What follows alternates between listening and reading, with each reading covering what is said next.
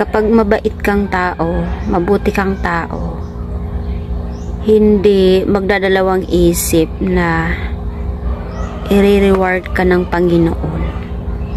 Lalong-lalo na kapag yung mga ambisyon mo ay dalang-dala mo ang pamilya mo o purpose mo na magkaroon ng impact sa ibang tao at sa mga nasa environment mo.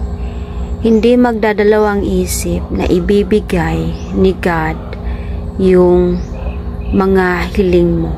Alam niya na maraming matutulungan. Alam niya hindi ka selfish. Hindi lang yung pansarili mo ang iniisip mo, pati ibang tao. Hindi magdadalawang isip ang Panginoon na ibigay sa atin.